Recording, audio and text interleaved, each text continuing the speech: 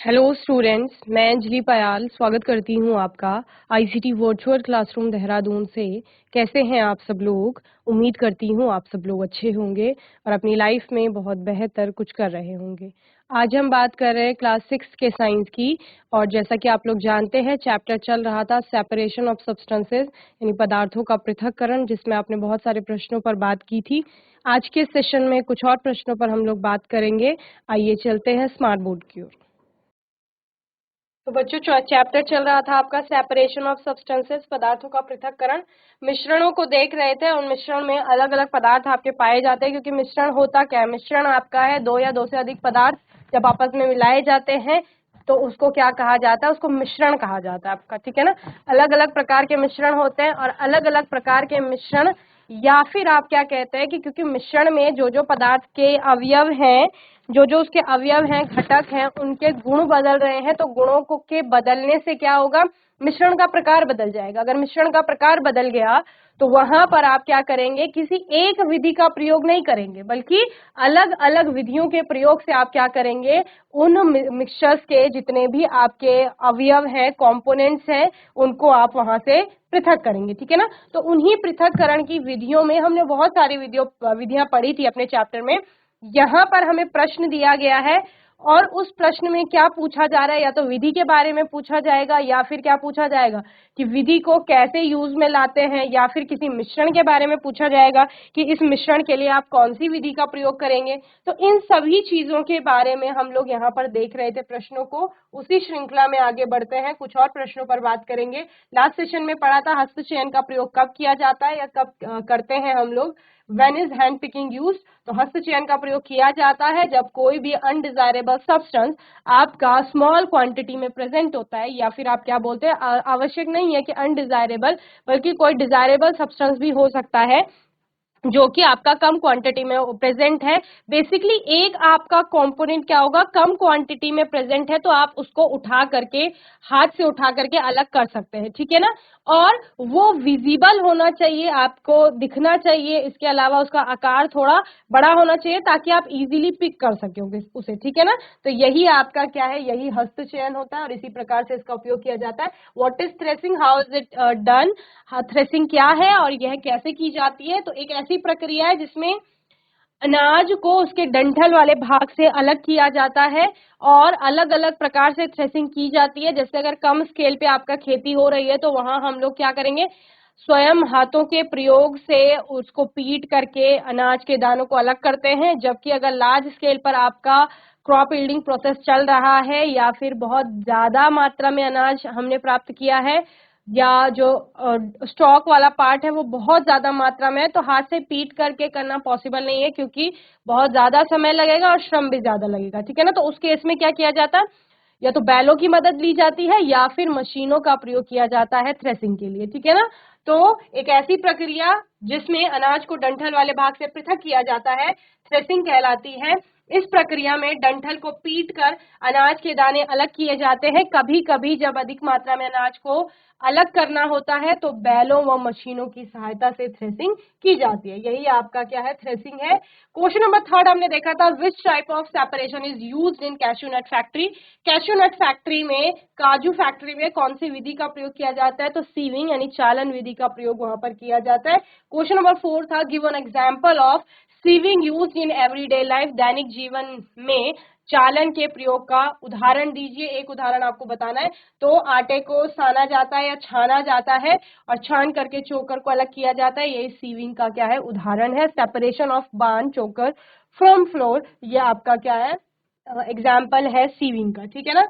इसके अलावा question number 5 था, names of materials that are used as filter. कुछ पदार्थों के नाम बताइए जिनका फिल्टर के रूप में प्रयोग किया जाता है, ठीक है ना। तो सूती कपड़ा हो गया, सिरेमिक्स हो गई, फिल्टर पेपर, फिल्टर क्लॉथ हो गया आपका। इसके अलावा फिल्टर कागज जो आपका लिया जाता है, उसका प्रयोग फिल्टर के रूप में किया जाता है, ठीक है ना। क्वेश्चन नंबर 6 था, name the process of separating two immiscible liquids. अमिश्रणीय द्रवों को पृथक करने की दो विधियों का नाम बताइए। तो अमिश्रणीय द्रव ऐसे द्रव थे जो आपस में मिलते नहीं थे, ठीक है ना, जिनकी आपको अलग अलग परतें दिखाई देती हैं, उनको क्या कहा जाता है? अमिश्रणीय द्रव कहा जाता है, ठीक है ना। तो अमिश्रणीय द्रवों को पृथक करने के लिए एक तो सेपरेटिंग फनल का यूज किया जाता था। सेपरेटिंग फनल मैंने आपको दिखाई भी थी। सेपरेटिंग फनल एक ऐसी फनल जिसमें आप क्या कर रहे हैं, दोनों मिश्रणों को डाल रहे हैं, उसके बाद अलग अलग लेयर्स उनकी बन रही हैं और आप क्या करेंगे, नीचे उसका मैं एक रफ आइडिया आपको बता देती हूँ। कुछ इस प्रकार की आपकी सेपरेटिंग फनल होती है, ठीक है।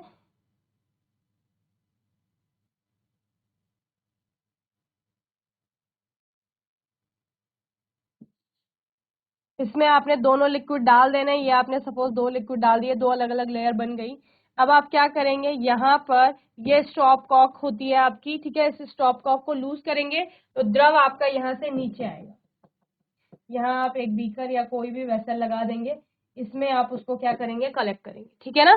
तो नीचे वाली लेयर को आप कलेक्ट कर लेंगे, उसके बाद आप फिर इस स्टॉप कॉक को क्या कर लेंगे, टाइट कर लेंगे, जिससे कि वो बंद हो जाएगा। तो एक लिक्विड नंबर 1 में इसको मान लू नंबर 1 लिक्विड इसमें रह जाएगा और नंबर 2 लिक्विड आपको इसमें प्राप्त हो जाएगा। तो इस तरह से आपने क्या किया, दोनों को अलग कर लिया, सेपरेट। सेम डिकेंटेशन में आप क्या कर रहे हो, दोनों लेयर्स आपने डाल दी है, ठीक है ना। एक ये 1 लेयर है और ये 2 लेयर है, ठीक है ना। अब डिकेंटेशन में क्या करेंगे, इस ऊपर वाली लेयर को आप किसी दूसरे बर्तन में निकालेंगे, बेसिकली निथारना जिसे आप कहते हैं, निस्तारण, ठीक है ना। तो इस तरह से आपने नंबर 2 लेयर्स को यहाँ प्राप्त कर लेना है। तो नंबर 1 यहाँ रह जाएगी, नंबर 2 यहाँ आ जाएगी। तो ये भी आपका क्या है, सेपरेशन, इमिसिबल लिक्विड्स के सेपरेशन के दोनों मेथड है। एक आपका क्या हो गया, सेपरेटिंग फनल पृथककारी की विधि, और दूसरा हो गया डिकेंटेशन, निस्तारण विधि, जिसके लिए आप वर्ड यूज करते हैं, ठीक है ना। तो इस तरह से आप क्या देख रहे हैं यहाँ पर कि अमिश्रणीय द्रवों को अलग किया जाता है।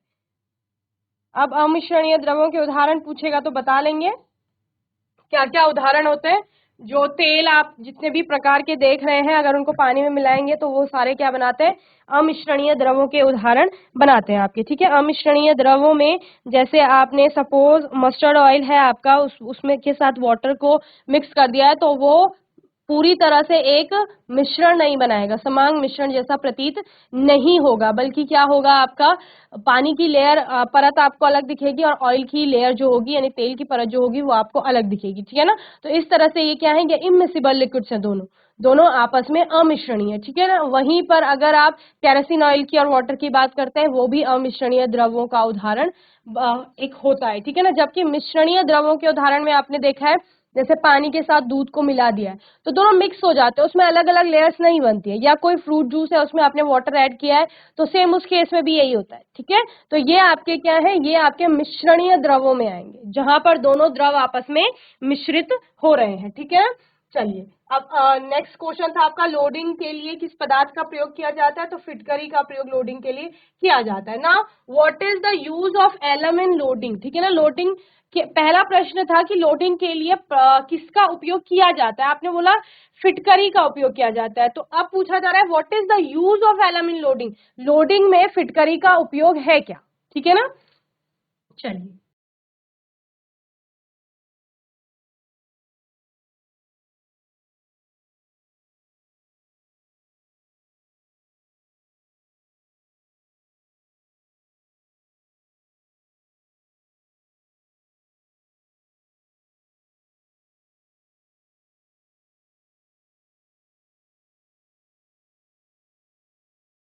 चलिए, alum is used to make the sedimentation faster by adding alum the clay particles settle down, ठीक है ना। alum का प्रयोग क्या क्यों किया जाता है, इससे सेडिमेंटेशन फास्ट होगा। सेडिमेंटेशन अवसादन की प्रक्रिया, जिसमें आपका जो हेवियर पार्टिकल्स होते हैं वो नीचे सेटल डाउन हो जाते हैं।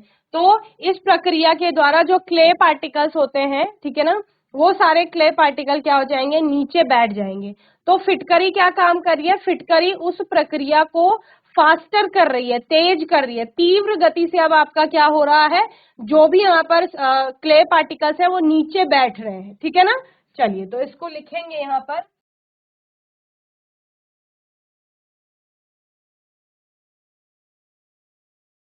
फिटकरी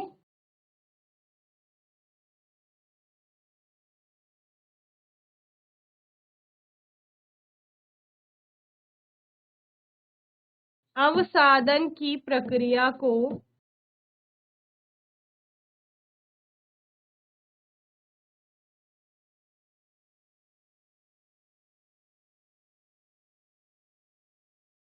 तीव्र करती है, ठीक है ना।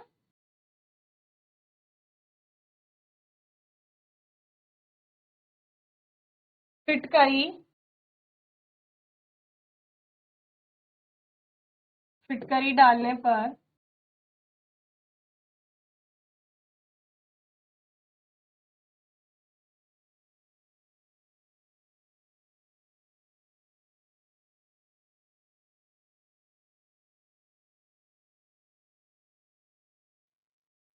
रेत के कण तेजी से नीचे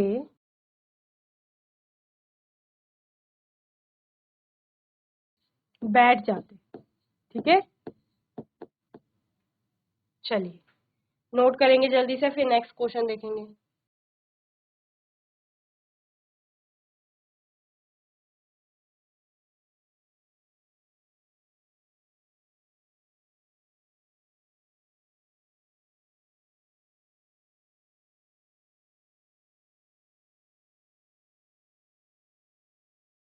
चलिए, which process is use to separate bacteria from water, ठीक है ना। जल से जो जीवाणु होते हैं उनको पृथक करने के लिए कौन सी प्रक्रिया का उपयोग किया जाता है, ये आपको बताना है, ठीक है ना।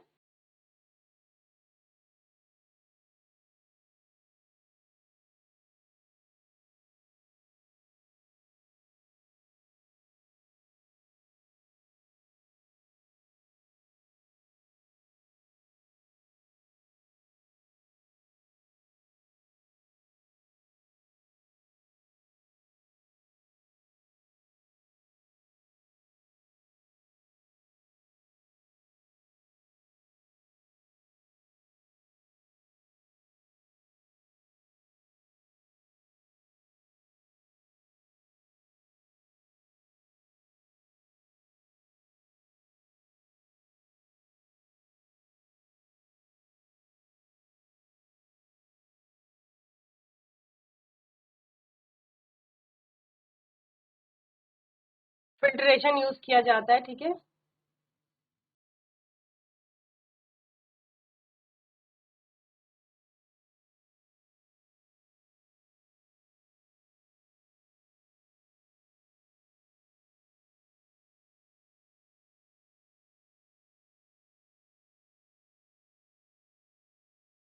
और सामान्य निस्यंदन नहीं, स्पेशल फिल्टर्स होते हैं जो, और बैक्टीरिया प्रूफ फिल्टर्स भी जिनको कहा जाता है, ठीक है ना, इनका प्रयोग किया जाएगा। और इनके द्वारा जल में जो भी जीवाणु उपस्थित होगा उसको उससे अलग किया जाएगा, ठीक है ना, यानी जल को स्वच्छ किया जाएगा, ठीक है।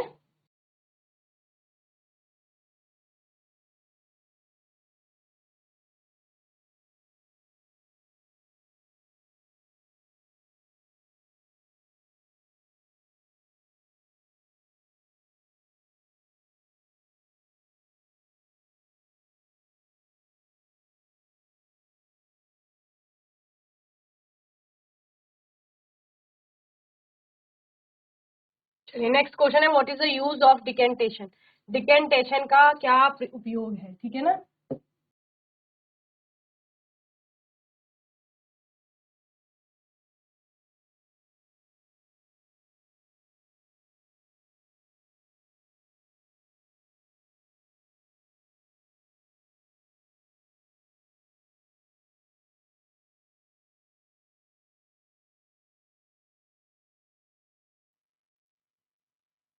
तो निस्तारण वर्ड से आपका सामान्य शब्द एक निकलता है, निथारना।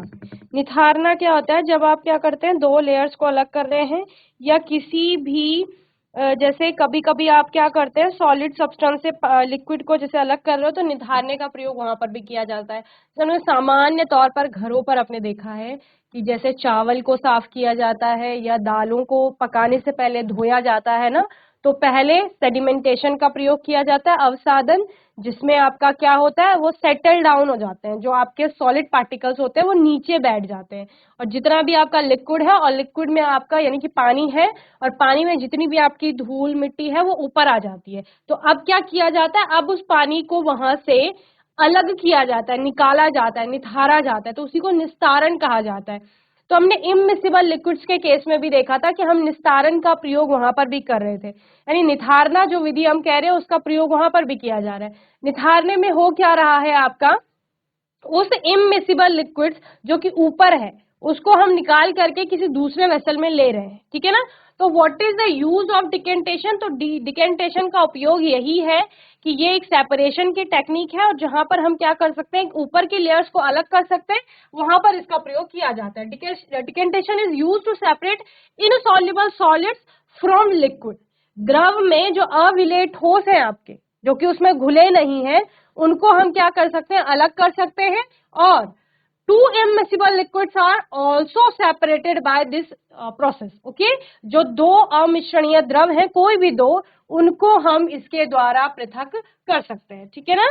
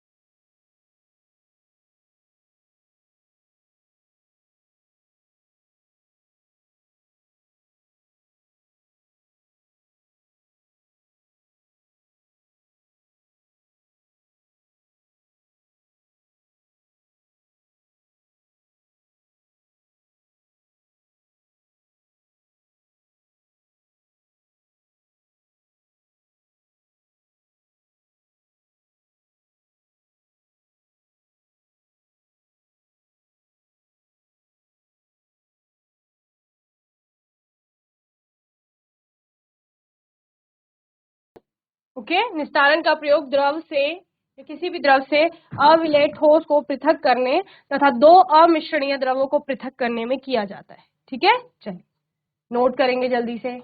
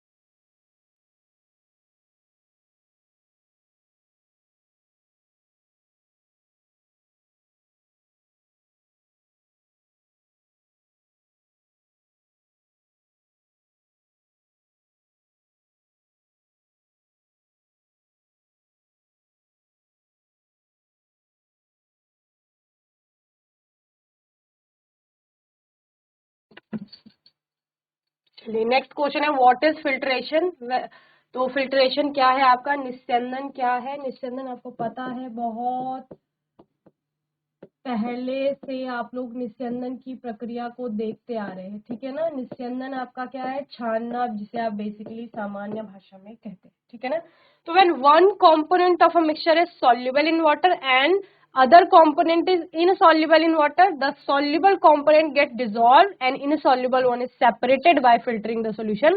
This is called filtration. Okay, क्या कहा जा रहा है यहाँ पर, आपका वाटर के साथ या किसी भी द्रव के साथ जब एक कोई कंपोनेंट जो सॉल्युबल है और दूसरा इनसॉल्युबल है, ठीक है, या फिर आप सिर्फ एक कंपोनेंट की बात करते हैं कि वो इनसॉल्युबल है वाटर के साथ या किसी भी लिक्विड के साथ, तो आप क्या करते हैं, उस वाटर से आपने उस इनसॉल्युबल सब्सटेंस को क्या करना है, सेपरेट आउट करना है। इसी को आपका क्या कहा जाता है, फिल्ट्रेशन कहा जाता है, ठीक है ना। तो आप लिखेंगे,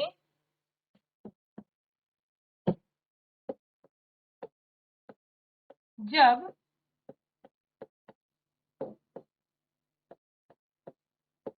मिश्रण का एक घटक जल में विलेय तथा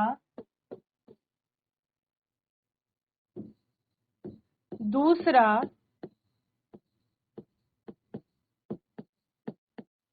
अविलेय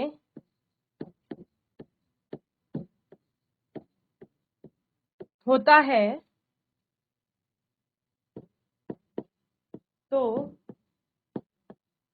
विलेय घटक जल में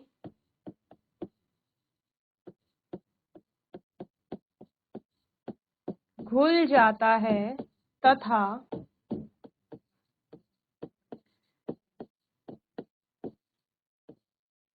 अविलेय घटक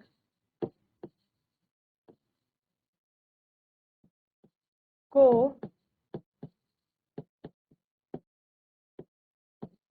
छानकर पृथक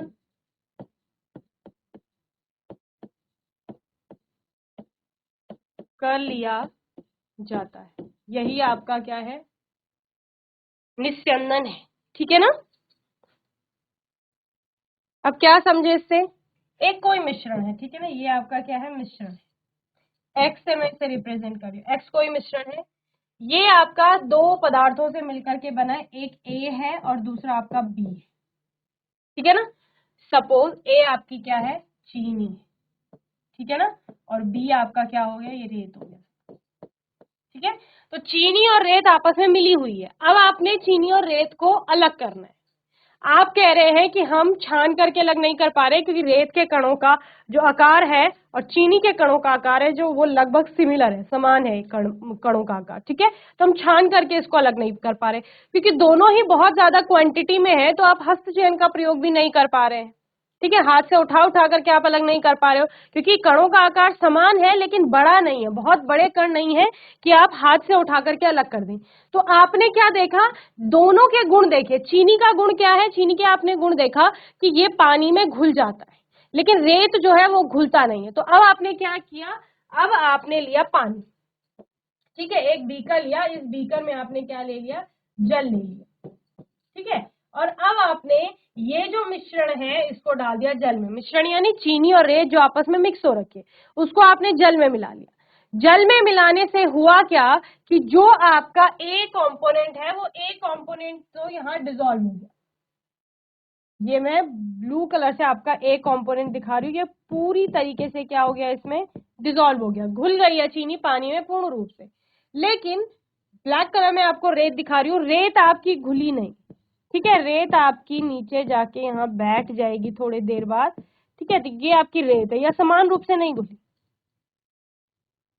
ठीक है, चूंकि रेत नहीं घुली, पानी में चीनी तो घुल चुकी है। अब आप क्या करेंगे, अब आप करेंगे फिल्टर का यूज।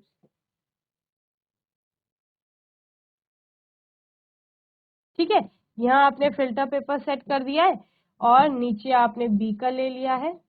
ठीक है, इस बीकर में अब आपको क्या प्राप्त हो जाएगा, यहाँ यहाँ पर पानी और जो आपका उसका मिक्सचर है, पानी और चीनी का जो मिश्रण है वो आपको यहाँ मिल जाएगा।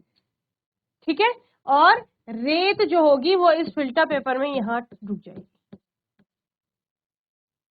ठीक है, तो इस तरह से आपने क्या किया, इस तरह से आपने पृथक कर लिया। यहाँ आपको बी यानी कि रेत प्राप्त हो गई और यहाँ आपको ए जो कि चीनी है और उसके साथ साथ आपका क्या, पानी, चीनी और पानी दोनों आपको नीचे प्राप्त हो गई। तो ये आपने क्या किया, ये आपने निस्यंदन की प्रक्रिया का प्रयोग किया यहाँ पर।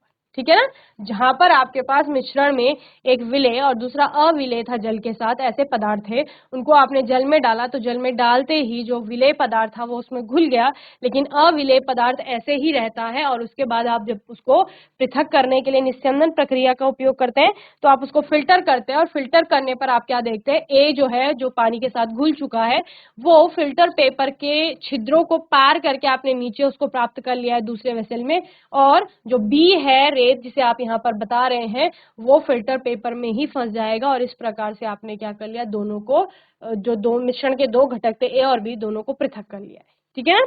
तो ये इस प्रकार से आप इसका प्रयोग करेंगे। चलिए जल्दी से नोट करेंगे, फिर आगे चलेंगे।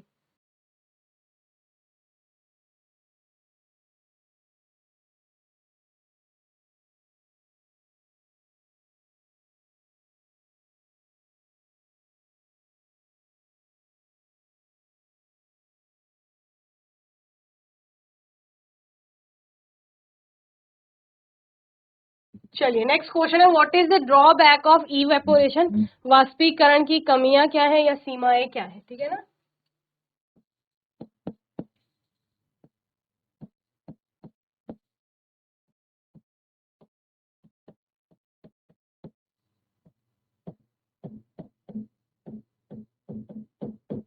कमियां भी इसे आप लिख सकते हैं। वाष्पीकरण में आपका क्या होता है, जितना भी आप पृथक तो कर रहे हैं, लेकिन पृथक करने में जो वाष्पीकृत हो रहा है वो सब्सटेंस आपका खत्म हो जाता है, उसको आप प्राप्त नहीं कर पाते नॉर्मल कंडीशंस में, ठीक है ना। तो यही इसका क्या है, ड्रॉबैक है। Okay, so the liquid in the mixture is evaporated of into the air and is not recovered, ठीक है ना। जो द्रव आपका मिश्रण से वाष्पीकृत हुआ है उसको हम वापस प्राप्त नहीं कर पाते, ठीक है ना।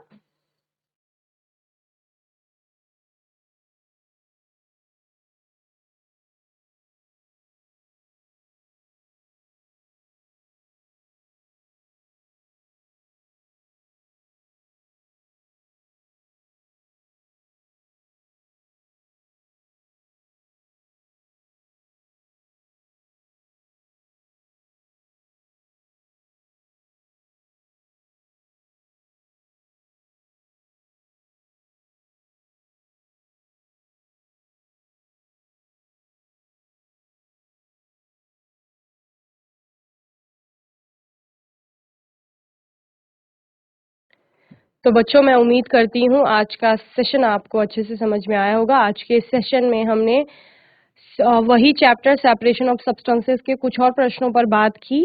आने वाले सेशन में हम कुछ और प्रश्नों के साथ आएंगे।